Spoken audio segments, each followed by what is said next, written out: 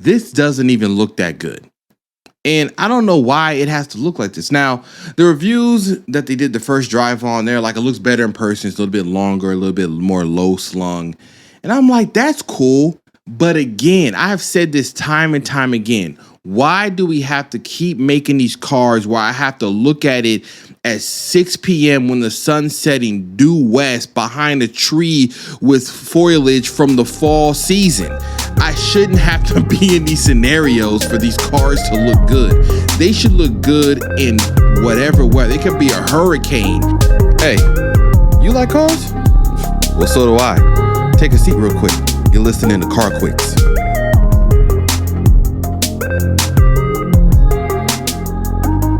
Back already. It was some interesting news, so I'm back at it again. It's CarQuicks. It's Cameron. I'm back here again with some news. You know, join in. If you're looking at the video for the first time, welcome. There's more. Check out all my platforms. There's video on Spotify now. So if you're just checking in on Spotify, go to YouTube. Check me out. Okay? I'm there doing my thug thizzle. But this is episode 24, CarQuicks. Man, I'm on my game today. I got some new plants. Check the feng shui. Yeah, you like it. Don't hate. Got the plant behind me too. This is all my wife's work, okay? She's a plant lady. She knows what she's doing. I'm just here as the bystander, benefiting from her knowledge. But where my knowledge lies is in what I read about with cars. And there's some interesting things. And at some point in this episode, I'm going to go on a bit of a tangent. I'm just warning you now.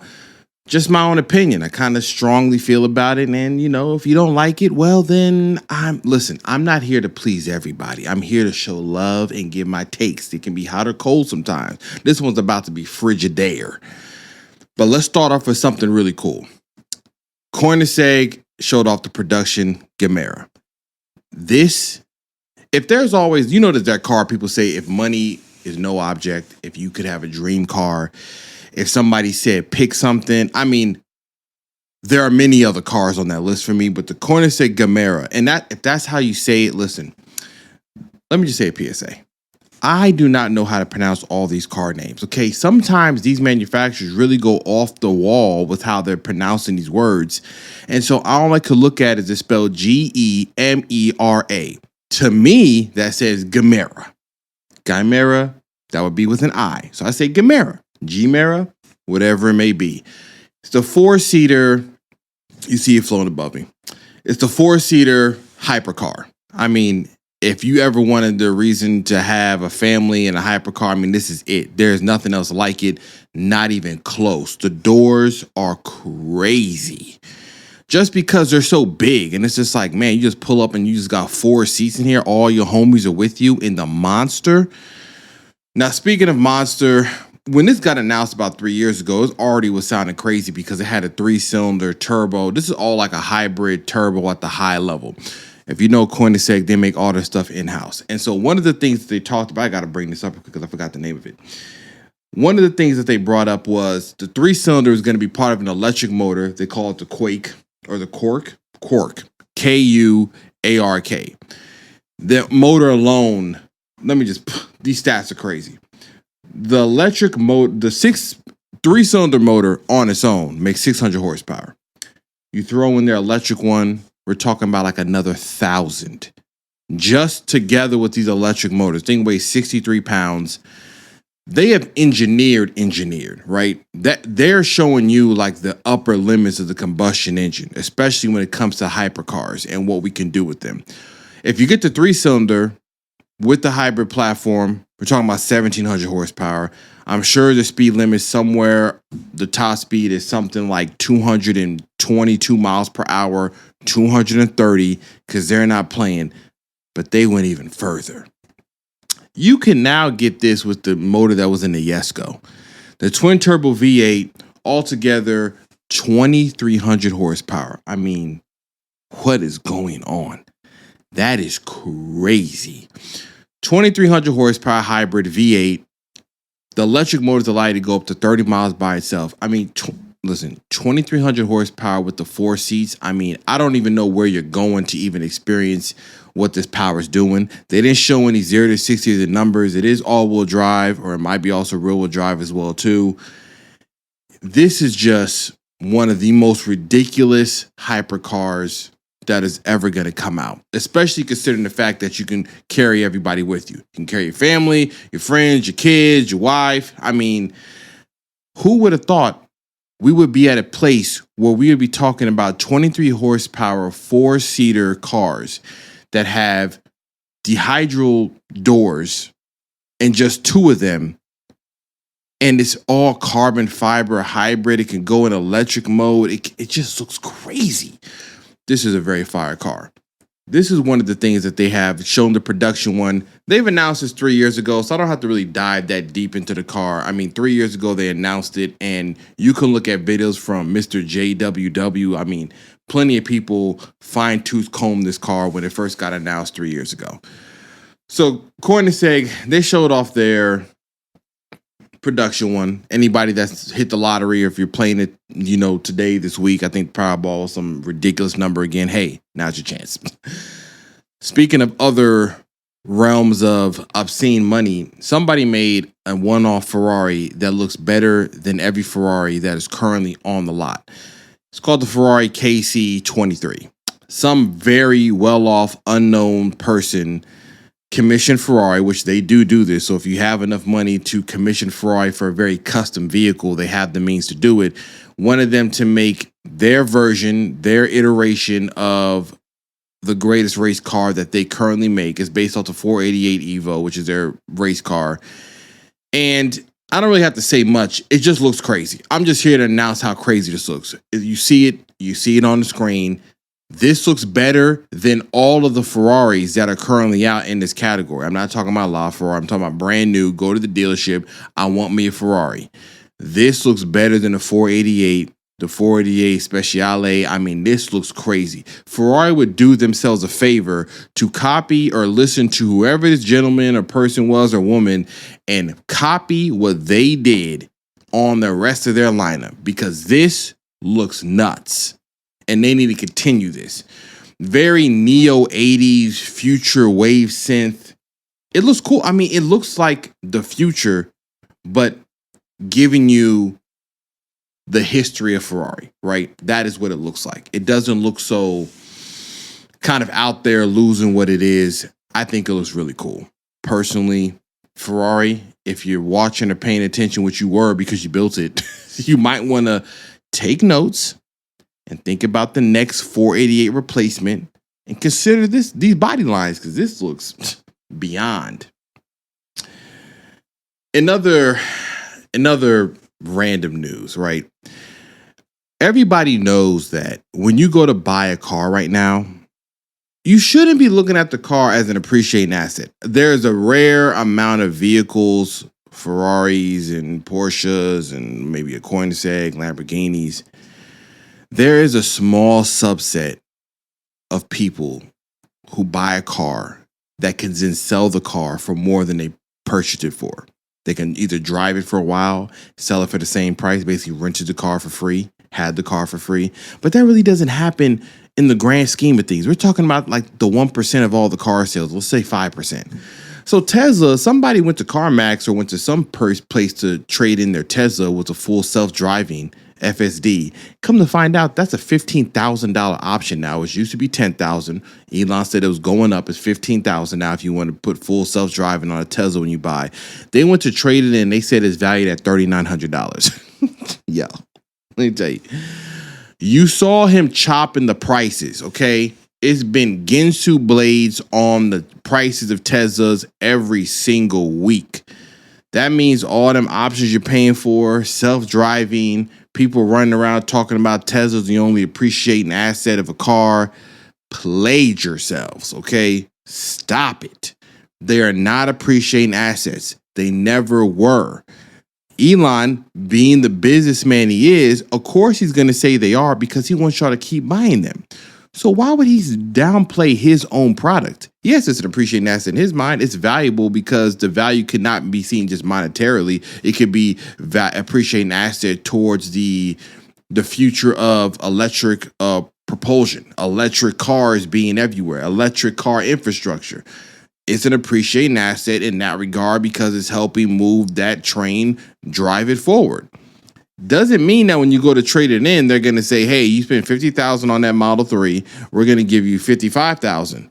And you're like, "Oh, snap, I put 40,000 miles on it." They're like, "Yeah, but that's not what it always means." So I think when he was running around saying that, a lot of that was up for interpretation. We never really got the full scope of it, but this is just a funny story hearing about this person who went in there and got the shock of their life. I'm like, hey, welcome to regular car trading. Your car is worth half of what you purchased for, and you drove it around. It ain't worth $50,000. It's worth $25,000. Get in line. Now, there's another car that got announced, and I got to go and find my pictures. It's on my phone, but I don't have my phone on me. So I'm going to go ahead and find this because somebody made a Diablo, basically like a resto mod, right? There's a company out there, and I got to find their name. I'm looking it up on my computer right now. A company called Electriccar, which is actually a pretty cool name. I'm not even going to lie. Electriccar. They did a Diablo resto mod, and let me tell you something. Whoever these people are understood whatever assignment was in their notebook for that year, day, hour, they delivered.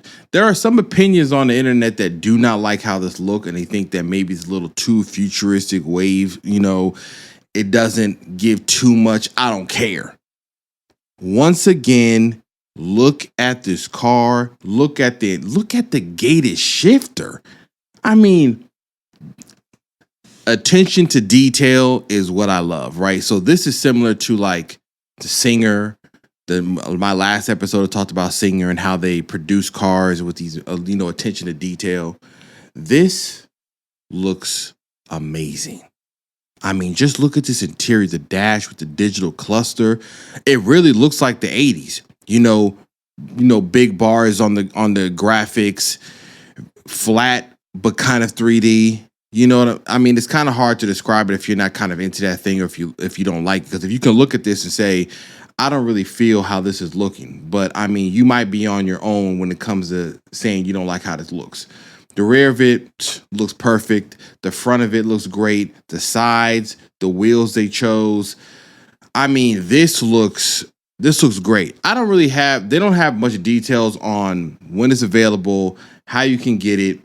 This is like it's like a concept, a full running concept, I guess, so they can get people to, decide if they want to purchase into it. Similar to what they did there's a company that made like a new version of like a Lancia Integrale or something of that nature. I can't remember the precise name, but we're getting into that space now when we're going back to these 80s, even early 90s cars, and we're giving them what they would look like now. And I love that space, right? I love that resto mod future look. This Diablo looks, I'm just looking at the screen. I'm like, you're going to see it above my head, but look at this interior is fire. The outside looks great. It's simple. I've loved how the Diablo always looked. I think the Lamborghini Diablo is one of their best designs ever, next to the Mercy. Those two to me are like perfection when it comes to how Lamborghini was designed. Not that the Aventador doesn't look good, but that gets more aggressive and in your face. Those two were like aggression and clean. And this basically brings you back. It harkens back to that design, to that type of design language. I think it's something that we'll see more of. I would especially love. So if this company, I'll say Electriccar, this to me is like, we're getting close to one of my all-time favorite cars, the Testarossa. They do something like this to the Testarossa. Oh my goodness. Man, and they did on the Diablo. I know somebody is somewhere making things happen on either a 512 TR or a Testarossa. Do it, okay? Do it and keep doing it. Because that's something that I would like to see, because Ferrari is my favorite supercar manufacturer, even though I do love Porsches and stuff like that. But they don't have anybody that does what Singer does. And I know it's because who Ferrari is. They're very, very strict on what you could do with their car. I'm sure they've been screaming at Liberty Walk when he put that wide body on the F40. They're probably still screaming on his voicemail right now, saying, how dare you? So this is cool. I love how it looks, the details, everything about it. I think this is the type of stuff that it excites me when it comes to cars. Like, this is the type of thing I look at and I'm like, man, this is really what's interesting about the car world and what people can do as far as like art. You know, this is art, rolling art, truly. Now, there's something else that happened. This is where I go a little bit on a tangent. And it's not that what is going on is bad. I understand what is happening. I understand why this manufacturer needs to do this. I understand what the world is like right now and what matters for the survival of these companies, right? So Lotus showed off their first electric car, right? Now, when you think of Lotus, Evora, Gemera looks amazing. Another great design car, great performance, great package overall, just really good. Elise, Exige, purebred track cars, lightweight, minimalist, driver focused. So when you say electric car, most of the time we would be thinking like we're going to make some type of sports car or something, but that's not the case. See, Lotus is owned by Geely, who also owns Volvo and Polestar, and they're trying to get Lotus up to the point of having 150,000 sales of cars by like 2028. I think in 2022, they sold 2,000 cars. They got 5 years to add another 148,000 cars. Listen, I'm an optimistic person. I hope for the best. I shoot for the stars. But that's a leap for Lotus. So in order to get there, you got to make what people are buying. And what are people buying? Kids? SUVs. Yes. They're buying SUVs. So Lotus made this. Now, I'm going to be honest. I don't like, it's not, it just doesn't look good. I mean, I don't know how to slice this. I've heard on the articles, they're like, it looks a little better in person. I mean, just look at this front. What is going on the front? Like, what's happening? Why is the belt? Why are the headlights so high? Why is the grill? Why am I playing with my wife's hair clip in my hand? Anyways, this doesn't even look that good. And I don't know why it has to look like this. Now, the reviews that they did the first drive on, they're like, it looks better in person. It's a little bit longer, a little bit more low slung. And I'm like, that's cool. But again, I've said this time and time again. Why do we have to keep making these cars where I have to look at it at 6 p.m. when the sun's setting due west behind a tree with foliage from the fall season? I shouldn't have to be in these scenarios for these cars to look good. They should look good in whatever weather. It could be a hurricane. And if you see that Diablo Resto mod, it's going to look good. If it's in the middle of a tornado and you see an F40, you're going to say that still looks fire. So when all these, it's like we are so, I mean, listen, there's so much stuff going on in the world right now. We're so far removed from so many other things that we have put up an incredibly thick layer of just allowing some foolery. Like, honestly, we're just like, hey, it don't look that bad. It's better in person. Oh, it don't cost that much. I mean, it's okay. You know, the times, inflation, the economy. Like, the powers that be, man, they got us. Because we're just allowing this stuff to come through. You cannot tell me, when you look at this is the Lotus, it's called the Eletre. Eletre. You tell me how they say that. Eletre sounds what it should say, because I'm thinking like electric, Eletre. But like, you look at this SUV, and if we are to compare it against SUVs, like if we just say, hey, bring up all your SUVs to the front center, you can't tell me this looks that good. Like, look at the rear end. What are we trying to do? Do we want a diffuser in the back or nah? Why are there grill openings by the rear taillights? Why do we have this funky little pop-up spoiler? We ain't gonna be doing nothing. We're not doing anything. I don't need extended downforce from a retractable spoiler on a 5,000-pound SUV. It's not needed. I mean, who asked for it? Now I get it. I am also probably sounding like the people that saw the Porsche Cayenne in the beginning and said, this is sacrilege. How dare they? Not that they don't have a spoiler on a Cayenne GT, Turbo GT. I'm just like, Porsche proved the Cayenne.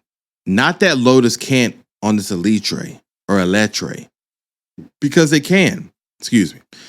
You have to give them some grace. So I understand. I'm just more talking about the styling of it, because even then the Cayenne still looks better. If I was to put that SUV up to this one, it looks better.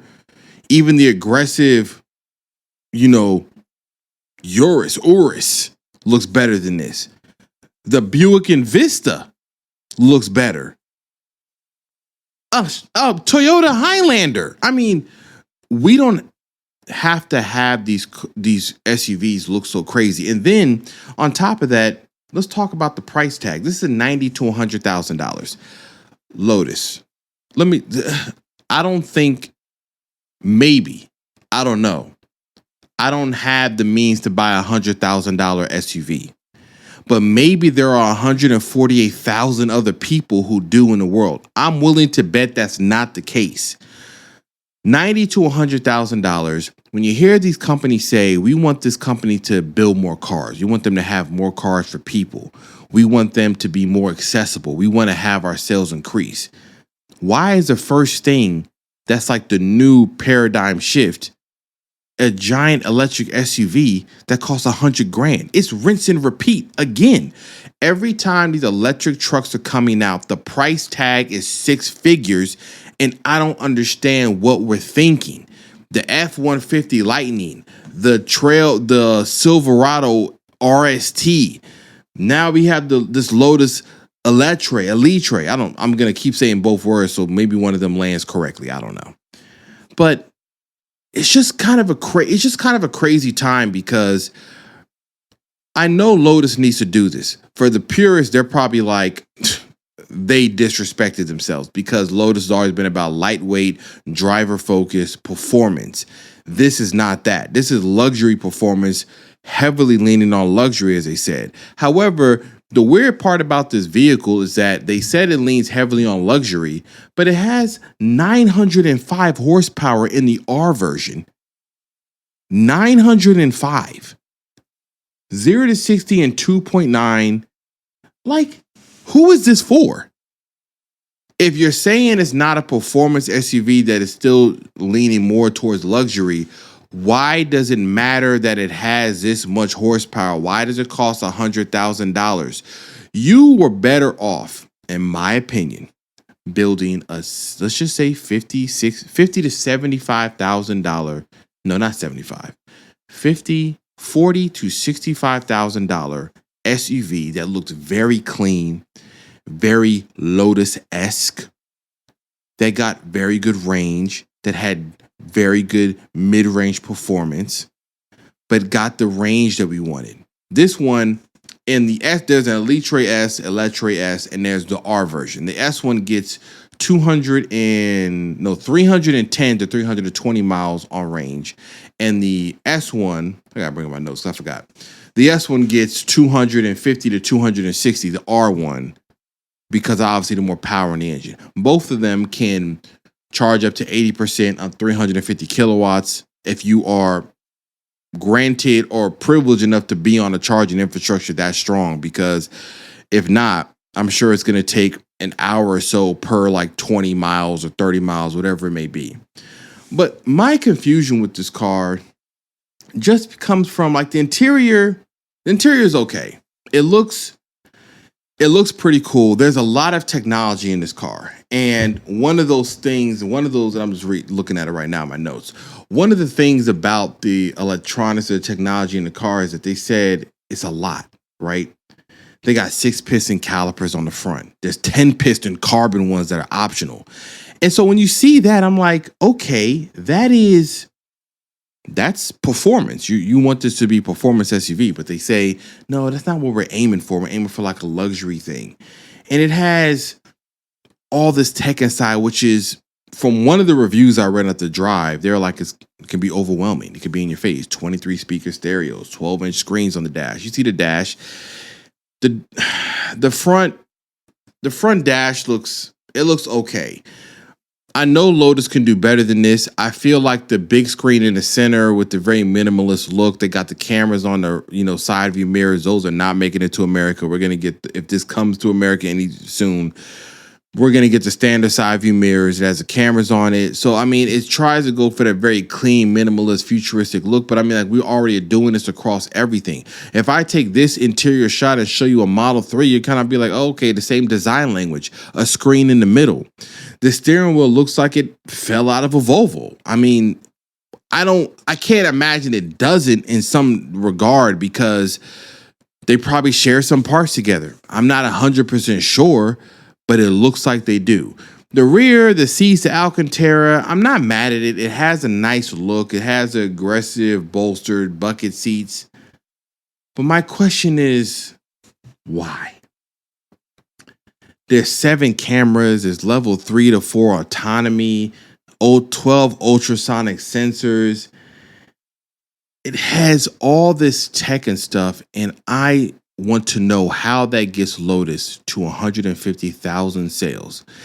I know what they're going to say. It's a trickle-down effect. Go to the top, 100,000 on the SUV, come to the bottom, and it'll trickle down into the $50,000, $40,000, $60,000 vehicles that they make. I just think this will be here. I think it said it's going to be here in the U.S. in 2024. So next year, you're going to see it show up.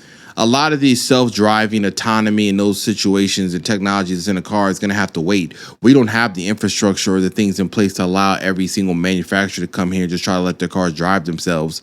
People can't drive anyways, so imagine them driving themselves. But I just think it just doesn't look good. I don't really understand, like, these cars are all egg-shaped on wheels. I say it over and over again, and none of them feel like they have any, what is it I want to say? There's no character. There's no story arc. There's no emotion. These are like big SUVs that can get away with a lot of power because you can make electric motors in the batteries and you can just shoot for the moon. But none of them have like any emotion. Like, there's no, you don't see it and you're just like, oh man, right in the cortisone. Like, I love how this look. No, none of that happens. This thing does not look inviting. It's a predator face. Look at the front end of this. You ain't gonna say, is that in your rear view, and be like, oh man, look, a nice looking SUV behind me. You're gonna be like, why am I looking at the headlights this high in the air? Why is a grill trying to eat me? Listen, everybody has their opinion. Somebody's gonna like this. I know they will. And I'm saying this with a grain of salt. I can see it in person. I would still like to drive one, because I just want to see what these cars are about. What's the connection? Why does Lotus make this as their first electric SUV? How does it resonate with their customer base? Or maybe it doesn't. Maybe it's not for them. They want a new customer. So if you have $100,000 for an SUV and you want to go the electric route, there aren't that many options. I'm not saying there are a bunch of options, but you do got to ask yourself, how are you going to get people, especially in the US, because it's not like they're used to this manufacturer here, especially in the SUV realm, to get people to buy it outside of the rich or the people that want to be seen, the people that want to have the latest and greatest thing and say, I want to have the latest and greatest. I'm going to buy the Lotus Eletre, and be the first one on the block with it. I mean, there's going to be those people. It's going to be in videos. Somebody throwing wheels on it. They're going to do that. I mean, I'm not saying you can't modify stuff to look better, but the point of this whole little discussion I have is, who is Lotus trying to target? And why is their first car they're trying to target mass production of vehicles under the Lotus brand this funky looking SUV? I don't know. I can't answer it. All I can do is just give my opinion on it. I think it just looks okay. I don't really like how it looks. It's not even okay. I don't like how it looks. It don't look good. Maybe other colors will make it look better. Maybe it'll make sense as it hits the ground and you can compare it to other cars. But right now on paper, I'm just like, this is a very expensive, very tech heavy physically electric SUV that we've had and we see time and time again. This is the formula. It looks, if you look at the Chevy Blazer SS, very much the same as the front end. That one is $100,000 as well. It's like everything is the same. It's like there's no differentiator between these cars. It's just, hey, we all weigh a lot, but we got the power so we can kind of compensate for it. So let's just try to make everything look super aggressive. I don't know. One day we'll get to some clean design. It's coming. Hey, Alpha Motors, I've talked to this about before. You guys need to make them cars. You need to make those cars. That's it for this episode. I just had to get that off my chest. I saw the cars, reading about it over the week, over the last couple of days. I'm just like, this car just don't look good. I don't know why we keep talking about it. It's just not a good look. Anyways, I'll be back. I finished a video for the motor mount on the GR. That's coming up next. That was, man, listen. It ain't the sexy video. I had to mount the phone. You'll see. Check the YouTube channel. You'll see CarQuicks. You'll see me putting on the rear mount. I got the rear strut bar from TB Performance came in. I'm going to throw that on. I might even do it. I'm not going to do it tonight. I thought about doing it tonight, but it's already late. I'll do it sometime this weekend, sometime during the week, stiffen up the rear. I'm going to get the front strut bar. Me and my friend Chris Hachiburu, shout out to him again. We're contemplating other things again on the car.